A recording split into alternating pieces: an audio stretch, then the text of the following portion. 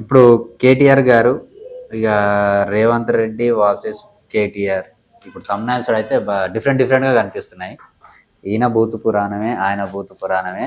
ఈ భూతు పురాణం అంతా కలిసి మన తెలంగాణ ప్రజలకు ఏ సంస్కారం నేర్పిస్తున్నారని చాలా మంది అనుకుంటారు. ఎవరంటున్నారు? ఒక తెలంగాణ రాష్ట్ర సీఎం ని పట్టుకొని ఇష్టం వచ్చినట్టు మాట్లాడితే భూతు పురాణం మాట్లాడేటప్పుడు వాళ్ళకి సిగ్గుండాలండి. మాట్లాడే తప్పితే మేమెందుకు మాట్లాడతాం? అవునండి, ఒక రాష్ట్ర సీఎం అన్నప్పుడు అనరా చెప్పండి. భూతు పురాణం అంటే తెలంగాణనే. ఇప్పుడు తెలంగాణలో మీరు పుట్టి తెలంగాణ మనం పెరిగి తెలంగాణ సంస్కృతి సాంప్రదాయాలను మర్చిపోయి ఒక ఎమ్మెల్యే గారే ఒక సీఎం అంటున్నప్పుడు మేము చూస్తూ ఊరుకోవాలా? మేము చెప్పండి. మొదలు పెట్టింది ఎవరు పెట్టిరు? ఏం పెట్టినా మేమే మొదలు పెట్టినాం. రాజకీయంగానే విమర్శిస్తారు రేవంత్ రెడ్డి గారు కానివ్వండి, రాజకీయంగా మాట్లాడతారు తప్ప ఎవరు వ్యక్తిగతంగా అనరు. ఇలా అదే పాడి కౌశిక్ రెడ్డి మనం మాట్లాడిన మాటలు ఏంటండి? వ్యక్తిగతంగా కాకపోతే రాజకీయానికి ఏమైనా ఉపయోగపడతాయి ఆ మాటలు?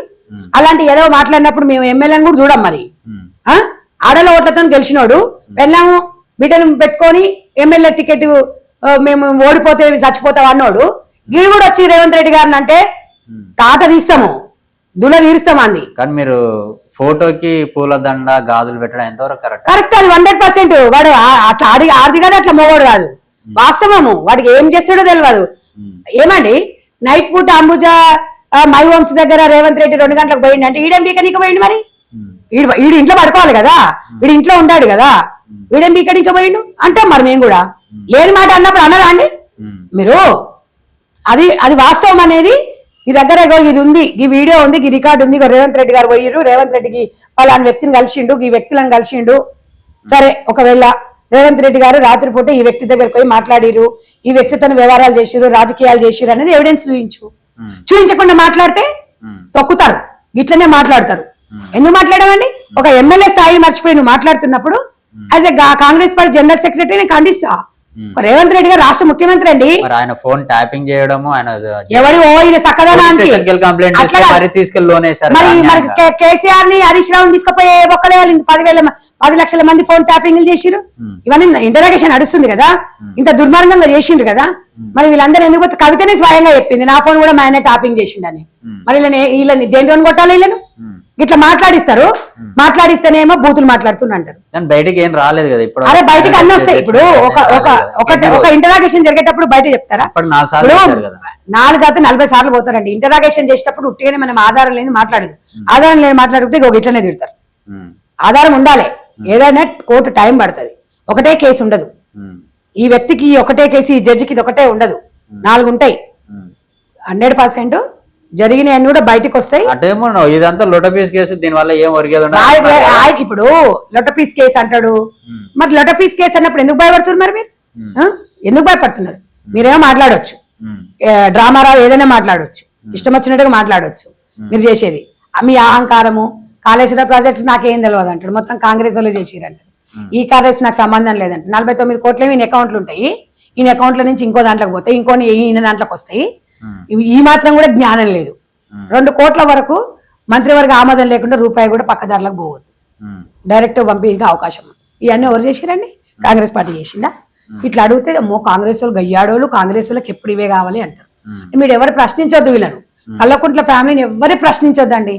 ప్రశ్నిస్తే ఇట్లా మాట్లాడతారు వీళ్ళు. ఇది కరెక్టేనా? మరి మీరు చెప్పండి. ఇవాళ పంపించిన డబ్బులు క్లియర్ ఎవిడెన్స్ తో సహా ఉన్నాయి. మేమేమో మా సొంత జాబ్ లోకి తీసుకోలేదు. ఇక ఏ కంపెనీ అయితే మన గవర్నమెంట్ ఆ కంపెనీ ఉత్తితి కంపెనీ ఎప్పుడు ఏర్పాటు చేసుకోరు. ఇదంతా ఉత్తితి కంపెనీ, అప్పటిదప్పుడు వెలిసినాయి. వీళ్ళకి అలవాట్లే కదా. కోకపేటలో 100 కోట్లకు ఎకరం భూమిని టెండర్ వేపియాలి, కొనుక్కోవాలి, ఇవన్నీ చేయాలి. ఇవన్నీ తెలంగాణ ప్రజలకు తెలియదా? తెలంగాణ ప్రజలకు 60 గజాల జాగా దొరకలేదు. వీళ్ళకి మాత్రం కోట్లలో జాగాలు దొరుకుతాయి. ఇంత నాలాన్ని మింగేస్తారు, శ్మశానాలను మింగేస్తారు, అన్ని కబ్జాలు చేస్తారు. కబ్జా కోర్లు, దగా కోర్లు ఇవి ఈ రకంగా చేసుకొని ఈడ 100 కోట్లకి ఎకరం అంట. ఎప్పుడన్నా చూసినావు తమ్మి? దరిదాపులో 100 కోట్లు కాదు, 1 కోటి రూపాయలు క్యాష్ చూసినావు నువ్వు కానీ నేను కానీ? లెక్కబెట్ట నీకు ఏదో ఆస్తుంది, స్థిరాస్తి అంటే వస్తుందేమో 1 కోటి రూపాయలు అనుకుంటాం, కానీ కోట్లు చూసినావు మనం ఎప్పుడన్నా? ఇవన్నీ తెలంగాణ సమాజం ఎట్టిపోతుంది. కానీ రియల్ ఎస్టేట్ అట్లా పెరగడం వల్ల రైతులకి ఒకప్పుడు ఎకరం అమ్మాలంటేనే చాలా ఇబ్బంది అయ్యేది. అంటే అలా జీవితం సెటిల్ అయిపోయినట్టే కదా. ఒకటి చెప్పనా? ఎంత రైతు 5 ఎకరాలు ఉన్నాడు ఎవడు అమ్ముకోడు.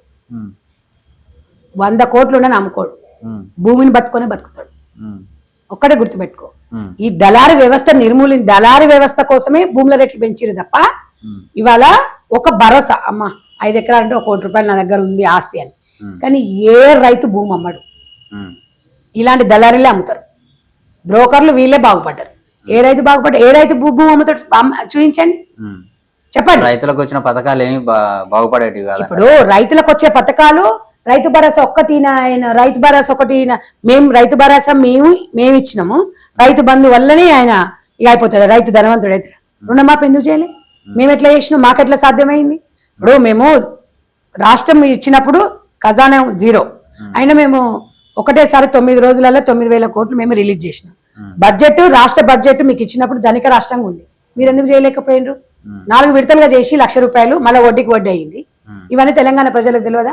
తెలంగాణ రైతులకు తెలియదా?